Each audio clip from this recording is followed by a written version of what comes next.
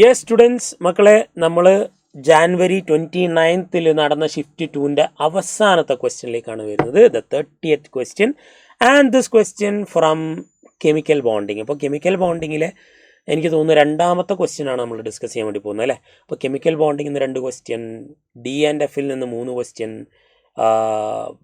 നമ്മുടെ GOCയിൽ നിന്ന് 4 ക്വസ്റ്റ്യൻ, ഇങ്ങനെയൊക്കെയാണ് ക്വസ്റ്റ്യൻ്റെ എണ്ണം വന്നത്. 2 ക്വസ്റ്റ്യൻ അതേപോലെ അനാലിറ്റിക്കൽ കെമിസ്ട്രിയിൽ നിന്ന് വന്നു. ആൽക്കോൾസ് ഫിനോൾസ് നിന്ന് 2 ക്വസ്റ്റ്യൻ വന്നു.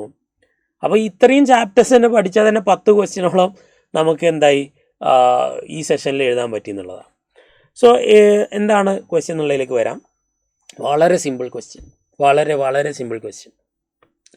The total number of molecules with zero dipole moment among CH4, BF3, H2O, HF, NH3, CO2 and SO2. മക്കളെ ഒരു കാര്യം ഞാൻ പറയട്ടെ, അതായത് ന്യൂമറിക്കൽ വാല്യൂ ക്വസ്റ്റ്യൻ ചെയ്യുന്ന സമയത്ത് നമുക്ക് 10 ക്വസ്റ്റ്യൻ 5 എണ്ണം ചെയ്താൽ മതി. ഈ 5 എണ്ണം നിങ്ങൾ വളരെ ബുദ്ധിപരമായിട്ട് സെലക്ട് ചെയ്യണം. വളരെ ഈസി ആയിട്ട് ചെയ്യാൻ പറ്റുന്നതെന്ന് കാണുന്നത് ആദ്യം സെലക്ട് ചെയ്ത് വെക്കുക. ഓക്കെ, അപ്പോൾ അങ്ങനെ ബുദ്ധിപരമായിട്ടായിരിക്കണം നമ്മൾ ആ 5 എണ്ണം ചൂസ് ചെയ്യേണ്ടത്. അവിടെയാണ് നമ്മുടെ മിടുക്ക് കാണിക്കേണ്ടത്. ഈ 10 എണ്ണത്തിൽ ചിലപ്പോൾ നമുക്ക് നന്നായിട്ട് ചെയ്യാൻ പറ്റുന്ന ക്വസ്റ്റ്യൻ മീൻസ് നമുക്ക് നന്നായിട്ട് അറിയുന്നത്, പക്ഷേ വളരെ ലെങ്തിയാണ്. നേരെ മറിച്ച് അതിന് പകരം ഇതുപോലുള്ള ക്വസ്റ്റ്യൻ ആണെങ്കിലോ, പക്ഷേ ഇതിൽ കംപ്ലീറ്റ് തിയറി അറിയാം, ഇത് കംപ്ലീറ്റ് ആയിട്ട് നിങ്ങൾക്ക് അത്രയും കോൺഫിഡൻസ് ഉണ്ടായിരിക്കണം, എങ്കിൽ ഇത് ഇത്തരം ക്വസ്റ്റ്യൻസ് അറ്റൻഡ് ചെയ്യാൻ പാടുള്ളൂ.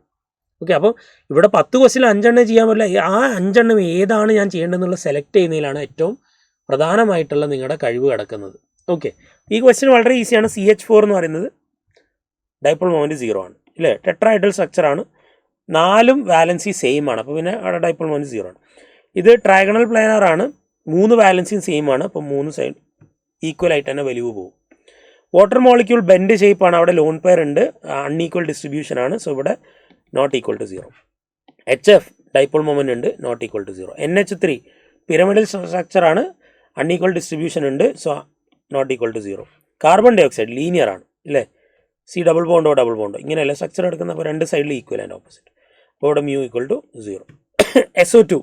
SO2 V ഷേപ്പാണ്, ബെൻഡ് ഷേപ്പാണ്, ലോൺ പെയർ ഒക്കെ ഉണ്ട് അവിടെ, അപ്പോൾ ഇതിലും μ നോട്ട് ഈക്വൽ ടു 0. നമ്മളോട് ചോദിച്ചത് ഏതിലാണ് 0 ഡൈപോൾ മൊമെൻറ്റ് ഉള്ളതെന്നാണ് ചോദിച്ചത്.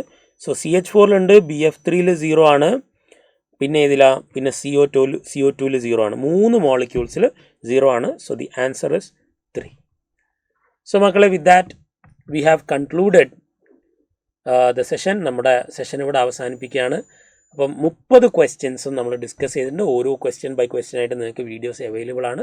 എല്ലാ ക്വസ്റ്റ്യനും നോക്കുക കൃത്യമായിട്ട്, നല്ല രീതിയിൽ. ഇത്തവണ നിങ്ങൾക്ക് സെഷൻ 1ൽ എന്തൊക്കെ പാളിച്ചകളാണോ നിങ്ങൾ വരുത്തിയത് അത് മനസ്സിലാക്കി അടുത്ത സെഷൻ നല്ല അടിപൊളിയായിട്ട് പ്രിപ്പയർ ചെയ്ത് പോവുക.